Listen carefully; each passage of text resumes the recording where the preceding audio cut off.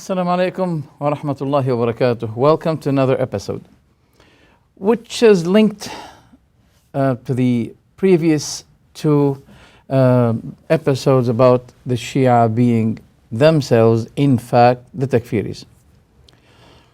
Let me say something here before I repeat the video that I showed you. I ended with the last week. Before that, I'd like to say something. Tawheed. It's been used for two factors. First, Tawheedullah. So when we use the word Tawheed, firstly we mean by that the oneness of Allah, the unity. I don't like it. I'm afraid you may misunderstand my word unity, because some Sufis, they call the unity of Allah, and they mean by that all creator and created beings are united in one, and they call it the unity of existence. This is not what I meant. What I mean, the oneness of Allah, Tawheed, Tawheedullah. And the oneness of the Ummah, we mean by the oneness of the Ummah, the unity of the Ummah. But in Arabic, it is understood, but in English it may cause a confusion. That's why I had to give this explanation. Why? Because I like a phrase in Arabic which says, Tawheedu Allah asasu tawheed al-kalima. The oneness of Allah is the base of the oneness of the Ummah. And I mean by the oneness of the Ummah, the unity. That means the Ummah will be embedded in one body, as one building. In fact, the Prophet ﷺ gave the similitude of the Ummah to the structure of a building. Every corner in the building is stretched, sticked to the other part. All these parts, they form a whole building. Likewise is the matter of the Ummah. The Ummah should get united. But what are the factors, the pillars of the Ummah being united? Number one, as I said, the oneness of Allah. So no one should be saying to me, for example, if there are people who are falling in shirk, who are opposing the oneness, the concept of Allah's oneness, Tawheed, monotheism, if you like, we do not expect this person to be needed for the unity of the Ummah. Because those people, hypocrites, pagans, if we allow them to get mingled in the Ummah, they will be causing panic and confusion and retardness to the Ummah. So they increase nothing but a problem in the Ummah. So we have the word Tawheed is used for both the oneness of Allah, the oneness of the Ummah. We should not advance the oneness of the Ummah over the oneness of Allah. In other words, we should not be neglecting or ignoring the priority of worshipping Allah and maintaining the concept of the Tawheed of Allah in the Ummah. Saying that because there is a fact that we have to maintain and remind ourselves always. Our kind of victory is based, yes, on the unity of the Ummah. But before the unity of the Ummah, it's based on worshipping Allah alone, allowing not who say in their prayer, إِيَّاكَ نَعْبُدُ وَإِيَّاكَ نَسْتَعِينُ, it is you only whom we worship, and from you only we seek help. Yet they go to the shrines or in their own houses and they call the deads apart from Allah. They call the dead people apart from Allah. If you see them praying, their prayer is very normal. But if you see them at a shrine, you can see them with full humbleness, humility, awareness, crying, shedding tears. I wish that this circumstance that you see in them when they stand beside a shrine, similar, or their prayer would be similar to this circumstance that you see them with while they are standing on a shrine. So, we repeat, the concept of Allah's oneness brings the victory and helps the unity of the ummah. It helps much. I love this verse where Allah subhanahu wa ta'ala said, وعد الله الذين آمنوا منكم وعملوا الصالحات ليستخلفنهم في الأرض كما استخلف الذين من قبلهم وليمكنن لهم دينهم الذي ارتضى لهم وليبدلنهم من بعد خوفهم أمنا يعبدونني لا يشركون بي شيئا. Coming to the translation, Allah subhanahu wa ta'ala said, Allah has promised those who have believed among you and done righteous deeds that He will surely grant them succession, victory, succession to authority. Yani will let them be successive in the land, as He granted it to those before them, and that He will surely establish therein their religion which He has preferred for them, and that He will surely substitute for them after their fear security. For they what? For what? What is the condition? Here are the conditions. Two conditions. First, يعبدونني, they worship me. لا يشركون بي شيئا, they set up no partners beside me. These are the conditions. And you're welcome to enjoy the victory of Allah and His support. So what is the problem today? Why the Muslims are weakened? Because,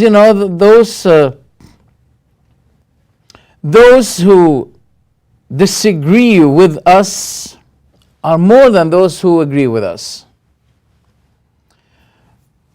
Yes, if you ask one of those people, do you worship someone beside Allah? He says, no, it's haram. Okay. Do you ask someone beside Allah for your need, for your salvation, etc., etc.? He says, yes, I ask, but I don't worship. Oh, wait a minute. Come on. That's not. This is what you judge about yourself, but it's not the Quranic judgment, because Allah subhanahu wa ta'ala said, إن الذين تدعون من دون الله عباد أمثالكم, those whom you call apart from Allah. But they are calling someone with Allah. Yes. That makes their worship to Allah disapproved. So they are calling someone apart from Allah while they're asking someone beside Allah. Because there are many verses. One of them saying apart from Allah, the other one beside Allah. And that gives meaning. Which means calling someone beside Allah, yani they're calling this dead man and they're calling Allah at the same time. So that makes their call to Allah disregarded disapproved, unaccepted. Yeah, some of them said to me, we are calling the dead beside Allah, but we're not calling the dead apart from Allah. But Allah said,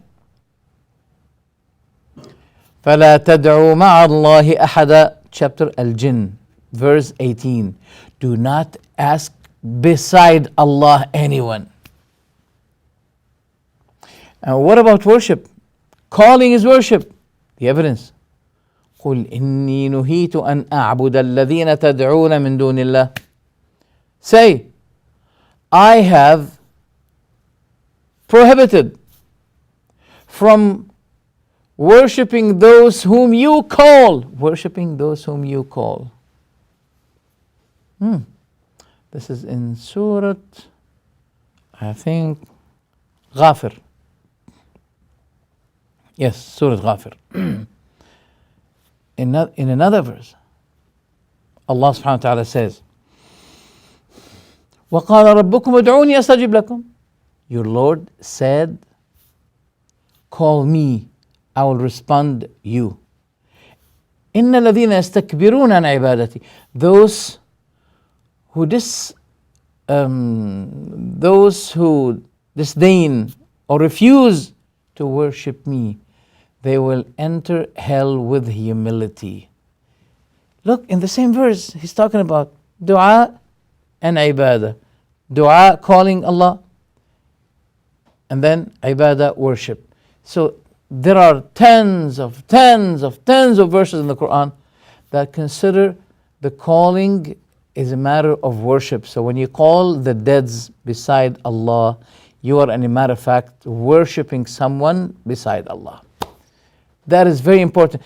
That's why we say, even those who said, for example, I give up my worship to Jesus, I don't take him as God anymore, okay? I believe he's a human being, he's a prophet. Well, that's fine. But still, do you say, oh Mary, help me? Yes. But I'm not taking her as God, you know. This is a matter of worship. So you're still worshiping Mary when you call the dead Mary apart from the absolute living God. This is something that many people do not understand, and some of them they know, but they don't want to confess it. They do not want to confess it. That the matter of calling is a matter of worship. Now, this is not the topic today, and I've been talking about that many times. But here we have this condition, these two conditions. Allah promised, yes, but the promise of Allah is not free from conditions. It is, in a matter of fact, linked with two conditions. That they worship me, setting no or establishing no partnership with me. These are the two conditions. And the Ummah today is not ready for the victory because it's not ready to accept this. Getting back to the topic. Let's get back to our topic. So, we say Tawheed, Allah, and Tawheed al-Ummah, the nation. Which one we should proceed? Tawheedullah. Because we believe that if we do not maintain the Tawheed of Allah, there will be no Tawheed for the Ummah.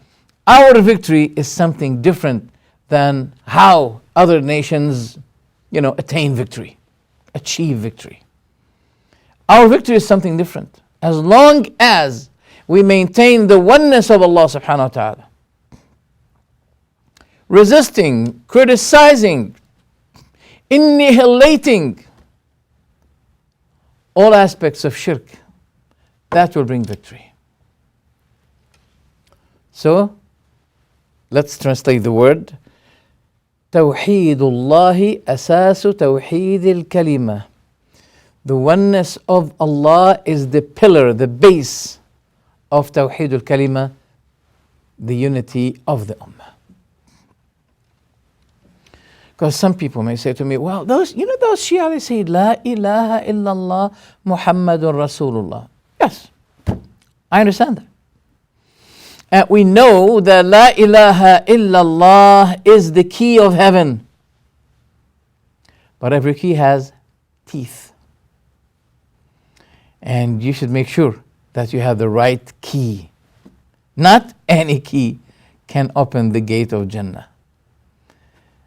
The conditions of La ilaha illallah are the teeth of the key of Jannah. In other words, if you oppose the conditions of La ilaha illallah, what would be the benefit of saying something you don't understand its conditions? What is the benefit? There's no benefit. There's no benefit. All right, so that is understood. So the first thing is Tawheedullah, which will be fruiting Tawheedul Ummah, the unity of the Ummah. That's number one. The other thing is, love is the means of unity. Love. And the sign of the true religion. I repeat, love is the fruit, is the fruit of the unity. That means if the hatred spread among the ummah, each one hates the other, becoming spiteful against others, that will never help on unifying the ummah. That's going to be a problem for the ummah. Okay. And a sign of the true religion. What do I mean by love? Loving one another for the sake of Allah is a very, very important factor, and it is an obligation. And a matter of fact, at the Day of Judgment, if two believers are going to enter paradise at the Day of Judgment, if one of them has even what similarizes the weight of an atom of hatred or bigotry, that against his brother, that will shackle him from entering paradise. That's why Allah subhanahu wa ta'ala said, وَنَزَعْنَا مَا فِي صُدُورِهِم مِّن غِلٍّ إِخْوَانًا عَلَى سُرُرٍ مُتَقَابِلِينَ. We have removed from their hearts any kind of rancor or hatred or bigotry. The remnants. Sometimes you have a problem with your brother. He's your brother, he's Muslim, etc., etc. But sometimes you may be having something against him. So you don't like even to talk to him, or if you see him, you may ignore him. But this will be shackle for you from entering Jannah, unless this will be removed. So try to remove it from today, before it shackles you at the Day of Judgment. Coming back to the topic. The Prophet ﷺ said, he mentioned 7 types of people, 7 kinds of people, who will be shaded under the shade of Allah at a day that there is no shade but Allah's shade. He mentioned among the 7, 2 believers who loved one another. They meet on loving Allah. And when they ever bid the farewell to one another, they separate on loving Allah. When they meet, on loving Allah. When they separate, on loving Allah. Yeah, but when they meet, their affair, their topic, their business, the thing that they get busy with is not to play cards, then say, I love you for the sake of Allah. No. They meet for the sake of Allah. And they separate for the sake of Allah. That means everything will be with them engaging themselves when they meet with things that please Allah subhanahu wa ta'ala. So, it's significant. Among the 7 significant people who will be significantly shaded in a time or at a time when people are suffering the heat of the sun. And they sweat relatively to their sins. Their sweating will go in proportion to the sins they committed. That means the sun's heat will not be affecting according to its closeness and distance. No. This time each one will be affected according to his own sins. So you have to try to be one of those significant people who will be saved from the heat of the sun at the Day of Judgment. Who are those? I'm not going to mention all of them, but among them are those two who loved one another for the sake of Allah. Let me say it in another word. Whenever your love to Allah increases, the love of others for the sake of Allah will also increase. The more you love Allah, the more your love will be increasing to your brothers for the sake of Allah. Now, Islam is based on that. Loving one another for the sake of Allah. Because hatred has nothing to do with the religion of Allah. It has nothing to do with it. It has nothing to do with it. A religion that is based on hatred, insulting the companions of the Prophet, slandering the wives of the Prophet, has nothing to do with Islam. And it will fruit nothing but sectarian hatred. As we see in many places today where the Shia are involved. Today, or yesterday, Nouri al-Maliki, an Iraqi president, whom we considered him to be extremely sectarianist person, who is also believed to be a puppet for Iran, who opened all the gates of Iraq to Iran. But he's not the first one who did it. No. Yeah, so yesterday, an Iraqi president, Nouri al-Maliki, was in the United States, and he's still there, I think. And he was attacked by and criticized by many American parliaments. They accused him of inciting sectarian hatred and bigotry. Is that true? Yes. Do we thank them? Thank you. But not thank you for opening that gate to the Iraqi Shiites. You are responsible for that. You were behind that. Who enabled the Shia to be replaced with the Shah? Who substituted the Shah to the Shia? The Shah of Iran used to be a well-known servant person for the Americans. But now the new policy requires that this man should be taken away. And don't forget Khomeini in France. Bring him. We have something new for the Gulf. I'm saying facts, and I don't care. It is a fact. So they gave up the Shah, and they brought Khomeini. Then,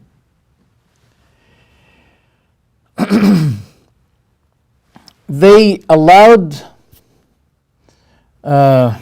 troops, militant troops, under religious justification. They call themselves Faylaq Badr, Uhud, Quds, etc., etc.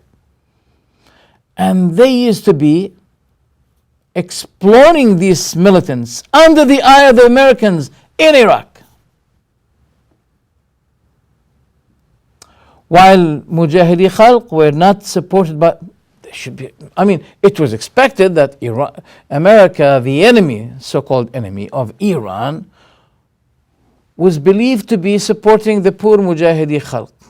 No, even those people who used to be tools against Iran, which America would have been able to do, to use it, but America forsought them.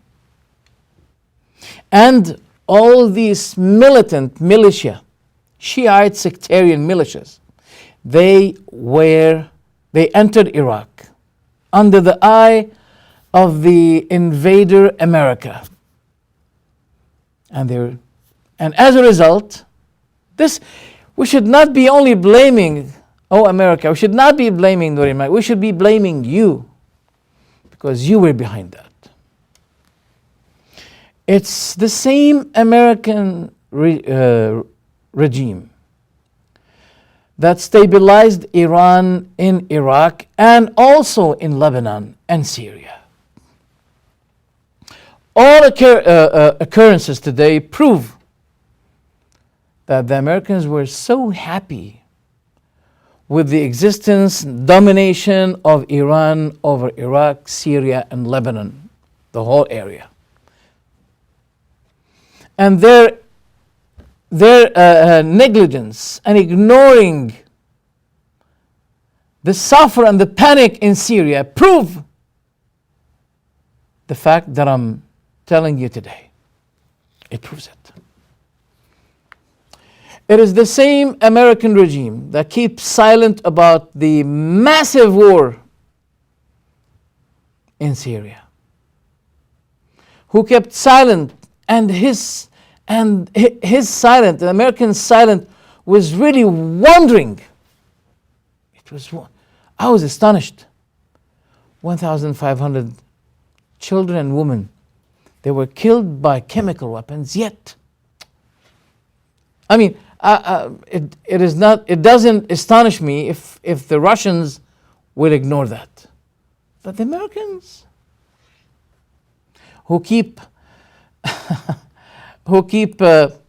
making pressures on the presidents to observe the human rights, to observe democracy, etc. At the same time, how do we explain their horrible silence about chemical killings? We didn't see that. We didn't see that in Iraq, but we see it now in Syria. Who are those who supported Harakat Amal in Lebanon after the Israelites left Lebanon? Things were ready for Harakat Amal to dominate Lebanon. And we can see today, even Christians in Lebanon, they have no domination. Their share of ruling Lebanon is only symbolic. It is not true. It's visual. It is not true. The truly leaders now in Lebanon are the Shia. And it's very clear, Hezbollah precisely, in particular. Can you imagine that the time of the previous, so-called previous government in Lebanon is up?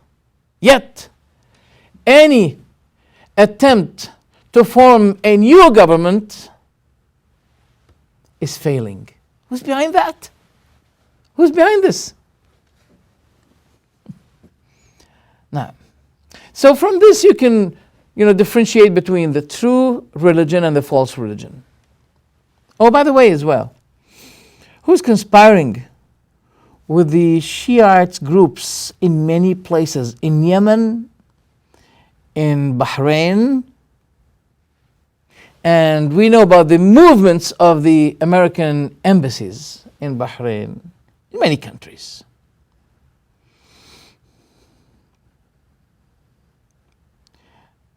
Don't forget the silence of the chemical weapons in Iran. Yeah, we may hear sometimes blah, blah, blah, from time to time. But it had not been translated into action. No. 2 weeks ago, Obama said after 1 year, Iran is going to be a chemical nuclear country. Wow, good news. Is it good news or bad news? Are you giving us good news or bad news? Maybe it's good news for you, bad news for us, bad news for the Gulf, but good news for you and Iran. This is stabilization, and we call it stabilization of sectarianism in the region. We may be stupid, but not stupid enough. All things are clear. And Allah, I always say that Allah creates events that expose the hypocritic policy that we can see today. People conspire, plot things, but we believe that Allah is not unaware of what they plot. And Allah plots too. They plan, and Allah plans too. Believe me, Syria has exposed all of those hypocrites who claim something outwardly, but they hide something behind the curtains inwardly. Let's get back to the topic. So this hatred will be fruiting what the Sunni people today in Iraq are suffering. Today, as a result of this sectarian Iran, Al-Houthis in Yemen, they're causing big problem. The Shiites in Bahrain are causing big problem. Iraq causing big problems for the Ummah. Syria, in Lebanon, what is the matter? Shouldn't the Ummah know the fact that those people are people of hatred and bigotry? And when they have some weapons in their hands, it's going to be translated in action. They're going to execute the spite that their spiteful hearts are containing. We ended last week with a video. I showed you the video, and I'm going to just to show you a part of it. We don't have much time, but I'm going to show it to remind you, to refresh your memory about what we ended with in our previous episode. So let's have a look at this video, and then we make our comment. Bismillah. Basically, it says Abu Bakr on one side, and then Umar on the other one. And then if you look at the other shoe, I'm just going to write a name here and a name here. Basically, it's got Aisha on one side and it's got Hafsa on the other. So yeah, that's just a little joke that I like to do with my shoes. What I'm thinking about doing, since these shoes are old, then I don't really need these shoes anymore. What I'm thinking about doing is taking these shoes into a Sunni mosque and then just chucking them there, just leaving them there, you know. Anyway. Do you see that behavior? This is arrogance. This is arrogance. Now, this person is arrogant, but he's victim of his sect. He's the victim. All of those people, they are victims of the sect that was established on hatred. Who's the establisher, by the way? Abdullah ibn Saba, as one of the earliest Shiite scholars, confessed it. In his book, Firaq al-Shia, The Cults of Shia, page 44 until 45, he said, the one who established the slandering of Abu Bakr and Umar and the Sahaba, the companions of the Prophet, was Abdullah bin Saba. That is why those who acknowledge this fact, they accuse Shiism. He's a Shia person, and he's saying that. He said, that's why they referred Shiism to Abdullah bin Saba, because nowadays, you can see this man, he's putting the name of Abu Bakr and Umar and Aisha and Hafsa on his shoes. And he's so proud of this. And he said, I'm going to throw these to a Sunni mosque. Look at the language of hatred and bigotry. This guy originally is Pakistani. And now I think he's in the UK. He's a British citizen now. So congratulations to the British country for having a British citizen like this spiteful, hateful person. But beside that, I'd like to remind our viewers about his ignorance. You said, yeah, he put the name of Abu Bakr, Umar, Aisha, and Hafsa. This ignorant person doesn't know that Al-Hussein's wife's name is Hafsa bint Abdul Rahman ibn Abi Bakr. She is the granddaughter of Abu Bakr. Ja'far al-Sadiq, he's the grandson of Abu Bakr through his mother. So the grandfather is a father. So those Shia, when they curse Abu Bakr, as if they are cursing the father of Ja'far al-Sadiq, the mother of Hafsa. He's ignorant. What should you do with the ignorance? They don't read their books. What they have only is hatred. And the hatred is important to keep the Shia away from converting to Islam, to Sunnah. It's very important. Now, let's cause him a dizzy. Let's make him dizzy. Let's cause him a dizziness with the following list I have of Ahlul Bayt's names and marriage with the companions. So we started with Hafsa, the wife of Hussein, the daughter of Abdul Rahman, the son of Abu Bakr. That's the first one. Second, Muhammad bin Abdullah. Who's that? Muhammad bin Abdullah. He's the messenger of Allah. He married Hafsa. Shame on you. The name of the wife's name of Rasulullah sallallahu alaihi wasallam is Hafsa. And you're putting, at least respect the Prophet. The Prophet wouldn't be happy seeing the name of his wife being put on a shoe, while Allah in his Quran, the verse 33, chapter 33, he said, النبي أولى بالمؤمنين من أنفسهم. The Prophet should be closer to the believers than their own souls. وأزواجه أمهاتهم. And his wives are the mothers of the believers. And motherhood of believers means a motherhood of honor, as we call Mecca Ummul Qura, the mother of cities and villages. The mother. This motherhood is what?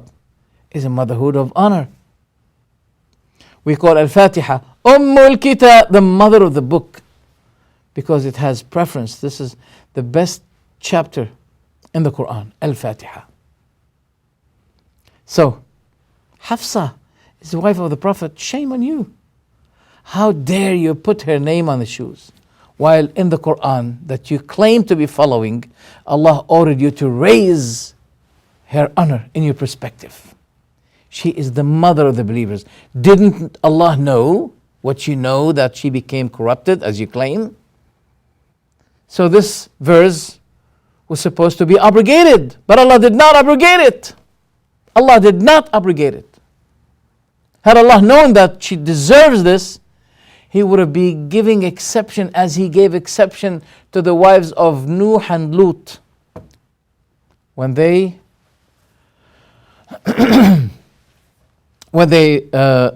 diverted from guidance. Allah did not make any exception in the Quran for the wives of the Prophet Muhammad as He did to Nuh and Lut's wives.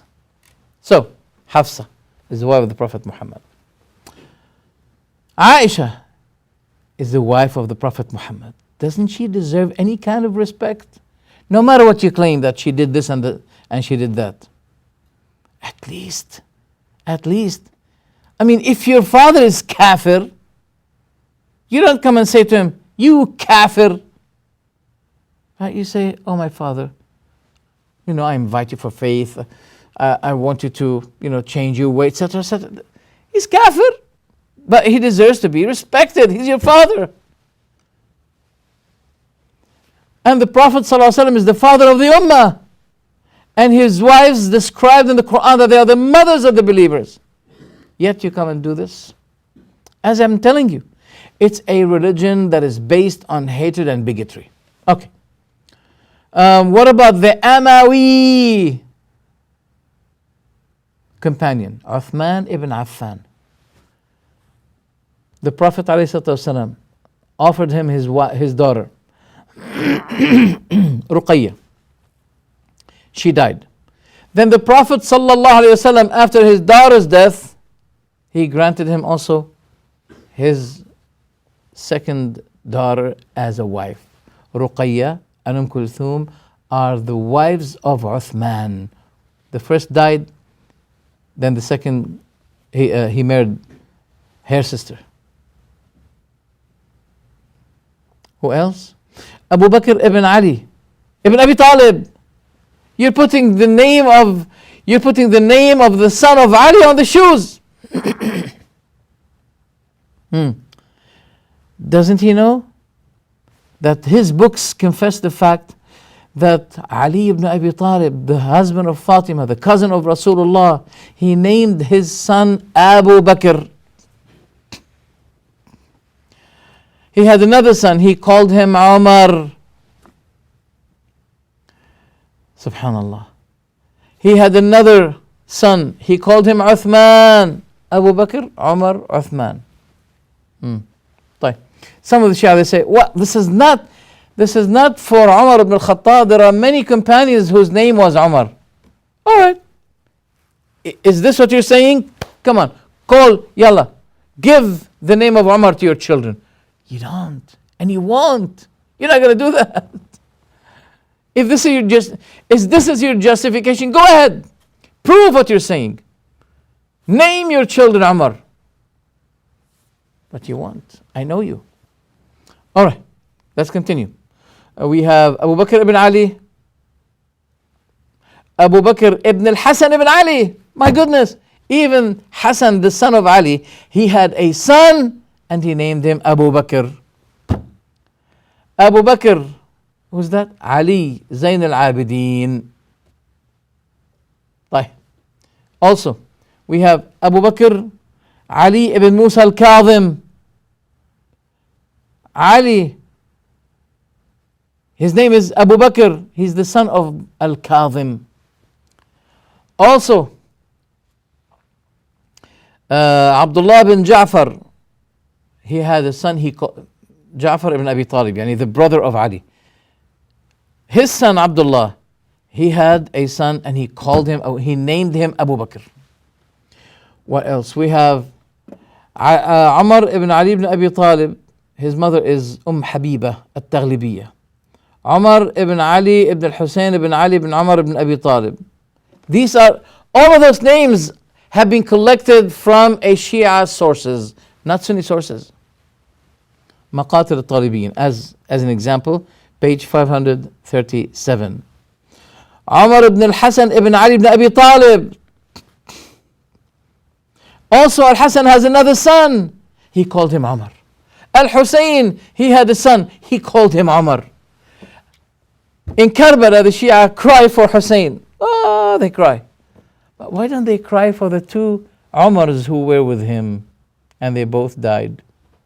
Umar, the son of Hussein. Umar, the brother of Hussein. Why don't you cry for them? No, because their name is Umar. Hide them. Ignore them. Don't let our layman people catch the fact. Shh, keep it away from them. All right. Umar al-Ashraf ibn Ali Zayn al-Abidin ibn al-Hussein. Umar ibn al-Hussein bin Zayd bin Ali ibn al-Hussein ibn Ali ibn Abi Talib. Umar ibn Yahya ibn al-Hussein bin Zayd ibn Ali ibn al-Hussein ibn... Every son of Ali, whenever he has a son, he calls him Umar. Do Shia do that? No. What they do, they kill those whose name is Umar in Iraq. So they did not only follow their Ahlul Bayt, their family of the Prophet, in the way they called their children, No. But they're killing the one whose name is Umar. Continuing. Umar ibn Musa al-Kadhim ibn Ja'far al-Sadiq. So Ja'far al-Sadiq, he had a son. His name is Musa. Musa had a son. He named him Umar. Now, as for Aisha. Aisha, the wife of the Prophet. Aisha bint Musa al-Kadhim bin Ja'far al-Sadiq. Also Musa had a daughter and he named her Aisha. Why? Why? Do you know better than them? They are Ahlul Bayt. Follow them. You keep claiming that you love Ahlul Bayt. Yalla, go ahead. Follow them in what they do. No, never. Because that would be exposing the madhab. Madhab was based on hating Abu Bakr, Umar, Aisha, Hafsa, as you saw this guy doing. How can we remind people about the names of those people? That's why they say to us, do you remember, do you know the full name of Ahlul Bayt? Why don't you know that? Do you know the full name of the 12 Imams? Wallahi, we don't need to remember their full names, but you need to remember the names of those because they give a benefit. What is the benefit? It shows the good relationship between the companions, especially the first greatest companions, Abu Bakr, Umar, Uthman, and Ali. It shows the intimacy, the closeness, the love between those great companions and between the family of the prophets. Unlike what you claim, that they used to be hating one another. No, it's not true. So, Aisha bint Musa al-Kadhim, Aisha bint Ja'far ibn Musa al-Kadhim, Aisha bint Ali al-Rida ibn Musa al-Kadhim ibn Ja'far al-Sadiq. All of those names are the names of, they give their children the name of Aisha. Aisha bint Ali al-Hadi ibn Muhammad al-Jawad ibn Ali al-Rida.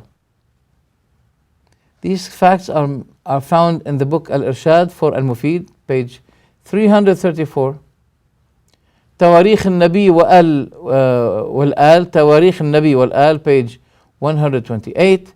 سر السلسلة العلوية, this is a Shiite book, page 63. Even نعمة الله الجزائري, a great abusive enemy against Aisha, he confessed in his book Al-Anwar al-Nu'maniyya, volume 1, page 380, that Musa al-Kadhim, the son of Ja'far al-Sadiq, he had a daughter and he named her Aisha. It is a fact. Okay.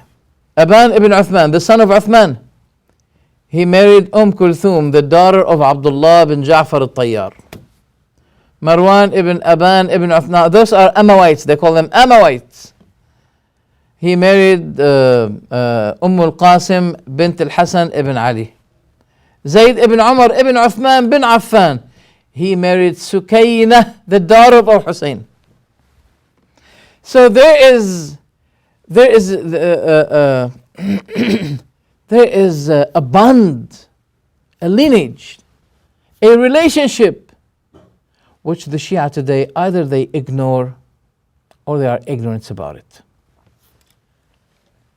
Al-Walid bin Abd al-Malik, he married Zainab bint al-Hasan al-Muthanna ibn al-Hasan ibn Ali ibn Abi Talib. All of those. I have a big list. I have a big list proving that it is not as they claim. طيب. So what do we have to say as well? We have another sign as well that the true religion doesn't order you to beat up yourself, bleed your body, because this has nothing to do with Islam.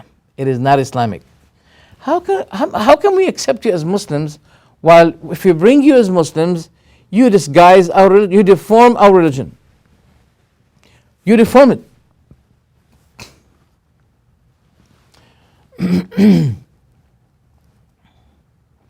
The religion that resembles the paganism of Christianity in terms of calling the dead, building the shrines, for the good business. It's not good. At the day of judgment, they're gonna pay it back. Collecting money from the layman people. This is why they exaggerate. They make exaggerations regarding the family of Rasulullah. Oh, they are so and so. They are sinless. Ask them. They will give you your need. They will reply to your need, etc. They respond to you. Why they do that? They have to establish this kind of exaggeration in your soul. As a result, go to their shrines and pay the money there. Now, who has the key of this black box? Who has the key? The lucky person. Lucky in life, not at the day of judgment. At the end of the day, thank you, you stupid people. We built this to attract you, paying your money here. Now they take it. And that's why they have to block us from warning their layman people, telling them the truth. Why? Because if they enable us to do, now this income that they have, which is sometimes even better than the oil, it's going to stop. It's going to be terminated. So they have to block us. They have to maintain the hatred of their layman people against us and against our way. Yeah. So those who have this bigotry and hatred, you have no secure that at any time when they are able to have any kind of domination over you or any authority over you, that they'll kill you at any moment or conspires against you at any moment, as what Sistani did. Sistani gave a fatwa in Iraq not to resist the American invader. Not to resist. How much money he got for that? 200 million. And I have the documentation. He was asked, is that true? He said yes. And the money was given to the poor and needy Shia people. $200 million. You think the Americans lost? No, they gained. They had an open theft to refill their reserved oil that they need for at least 6 months. For many years they've been there. They've been taking things and nobody can say what are you taking and how much you're taking. I'm sorry to say, this is a fact. So this is the secret behind invading Iraq. That is the secret. Now, another thing I want to show you, that a religion that has this kind of bigotry and hatred, we can say that this is not the religion of Islam. It resembles Judaism. Let's have a look at this ayah in the Quran. Let's have a look at this ayah. Allah subhanahu wa ta'ala is talking. Yeah. Can we see the picture? Yeah, this is the picture. Allah subhanahu wa ta'ala said, فَبِمَا نَقْضِهِمْ مِيثَاقَهُمْ وَكُفْرِهِمْ بِآيَاتِ اللَّهِ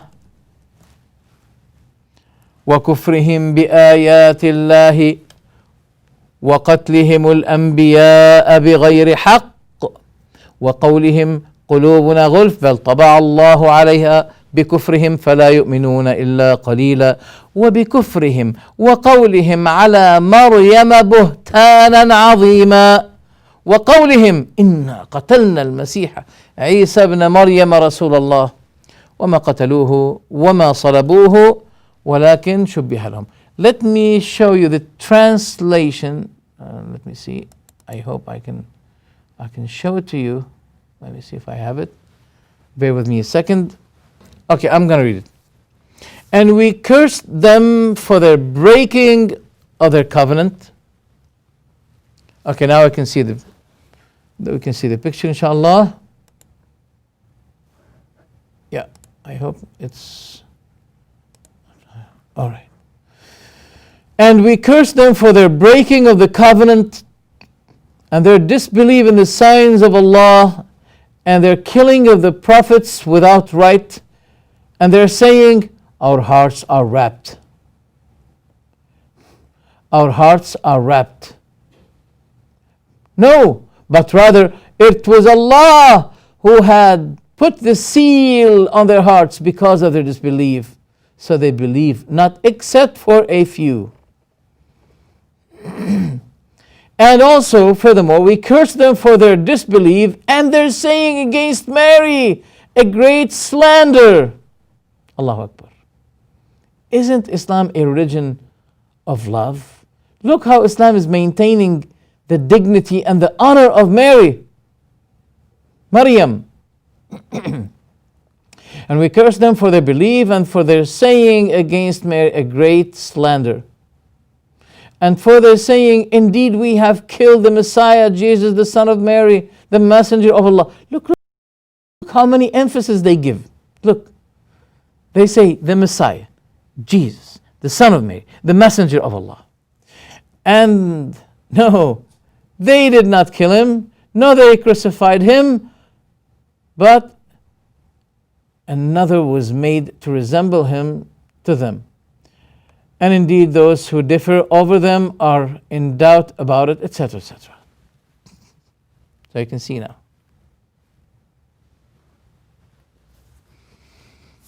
2 weeks ago, let's have a look at this video. Okay. This video.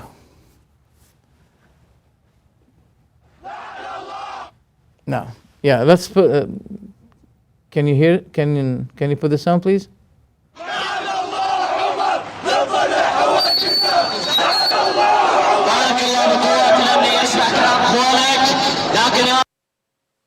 That's enough. It's a march. It's a march. It's a demonstration. Against what?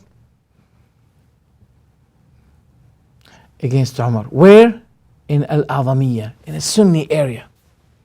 Provoking kind of behavior that caused the death of hundreds of people. They're cursing Umar. And they know what is Umar in the perspective of the Sunni Muslims. He's the companion of Rasulullah. His daughter is the wife of Rasulullah sallallahu alaihi wasallam. His daughter is the wife of Rasulullah. And his wife is the daughter of Ali. And those people are making a big marching in the heart of a Muslim Sunni area to provoke them and to challenge them under protection of Nouri Maliki's security guards and police. See? These are the blessings of America. We suffer the blessings of America. Not only that, let's have a look. Let's have a look on another video.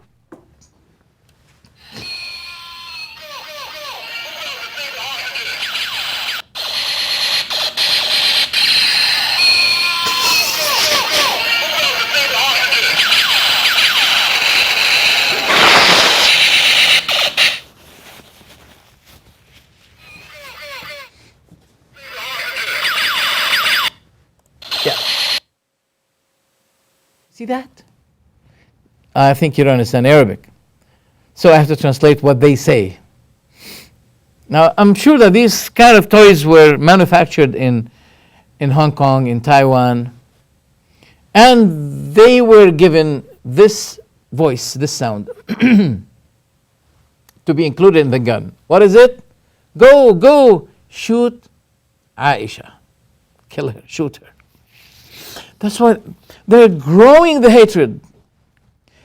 They are making a brainwash even to their children. While their children are entertaining with these guns, at the same time, they have to remember that if Aisha, the wife of the Prophet, was in front of you, you should shoot her. And they're talking about Wahhabis are takfiris, tafjiris, they are bombing. All these kinds of bombings, they began at the time of Hani Sayegh, the one who bombed the tower of Al-Khubar. He's the one that began with it. He's the first bomber. And I believe that all kinds of bombings is a matter of conspiracy. It's a conspiracy. There are people who are behind the curtains always. There are double standard people, double-faced people. They have a Muslim face. And at the same time, a Jewish or Christian face from, I'm not talking about Christianity. I'm not putting the blame on Christianity. I'm giving the blame on those Zionist politicians who are conspiring against Islam through these bad behaviors in which we dissociate ourselves from. I myself, many times, I'm against even the bombs in the heart of Iraq, in the shrines, in the Husseinias. I'm against it. I don't like these kinds. I don't think that this will be fruiting anything. It's fruitless. And I don't think that America is going to collapse by these, if you bomb an embassy, American embassy here or there. No, it doesn't do anything. It doesn't make any difference. It doesn't really grant the Muslims victory. No, I'm against it. But at the same time, look, they do these things and they accuse us with the same thing they do for themselves. They do it themselves. This is, in a matter of fact, what I wanted to show you. Furthermore, since I think the time is narrowing, and we need now to, let me have these pictures quickly with you. Quickly. All right. Are we ready? Let's look at these pictures. Let's have a look at these pictures, please. Okay.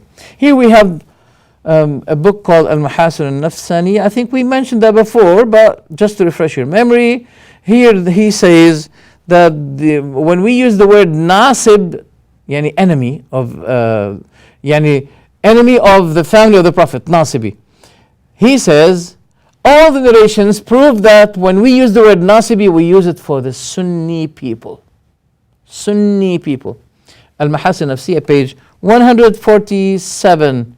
In this book here, what do they say? Yes, they say that killing the nasib is allowed, permissible, because he's halal ad-dam. His blood is permissible to be shed. But you should use taqiyya.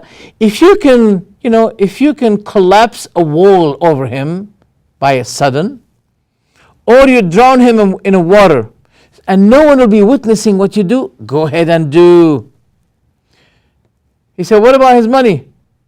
He said, get what you can from his money. Bismillah, mashallah. Here, what do they say here? Yeah, here they say that if you denied one imam, just like the Mahdi now, if you denied one, that means you are disbelieving in all the prophets. And it's allowed to slander you and accuse you falsely and backbite him.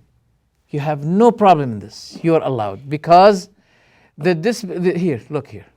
He said it is highly authentic narrations. There are highly authentic narrations proving that the one who denied the leadership of even one person among the family of Ahlul Bayt, of the Prophet, he is kafir. He is, he's not a Muslim. Yeah. And also in this book here, Tahrir Wasila for Khomeini, he said also we can follow the ruling of the people of war. We can follow with their rulings the Nasibi. You can take from his money whatever you want. Take the khums, a fifth of all what he has.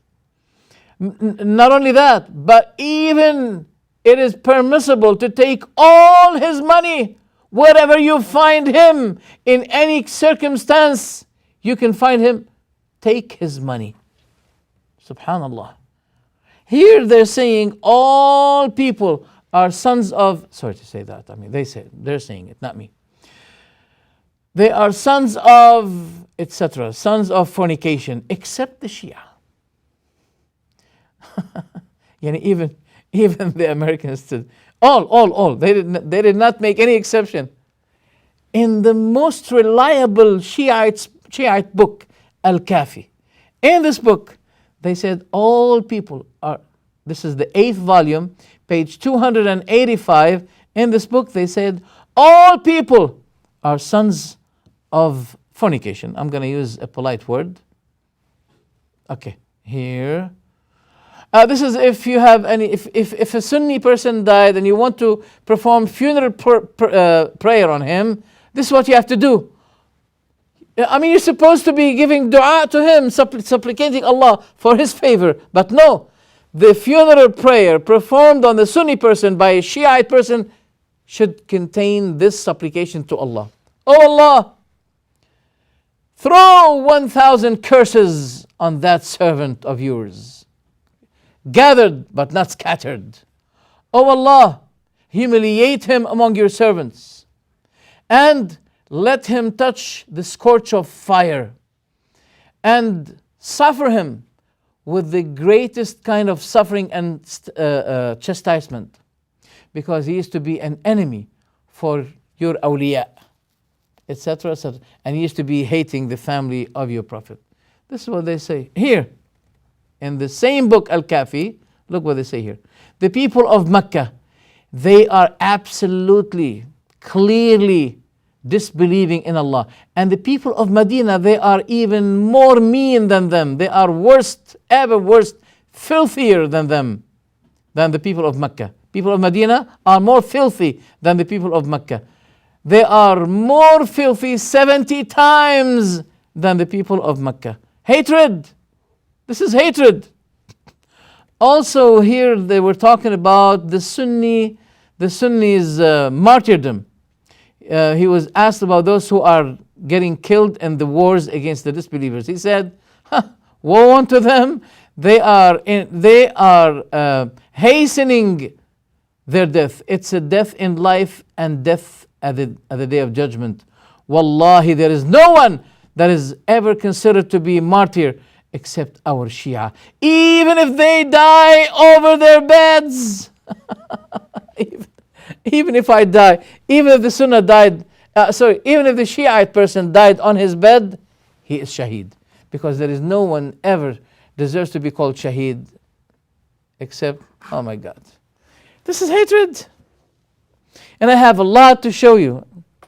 I think I'm going to make a 4th halaqa episode about this topic to show you where the hatred, where these bombings and killing and giving loyalty to the disbelievers against us, where does it come from? These are the sources of hatred. Those are the takfiris. In fact, be with me for a 4th episode about the same topic, inshaAllah ta'ala. Thank you for listening, and I hope, inshaAllah, we'll remain alive to be with you on another episode. Assalamu alaikum wa rahmatullahi wa barakatuh. Mm-hmm.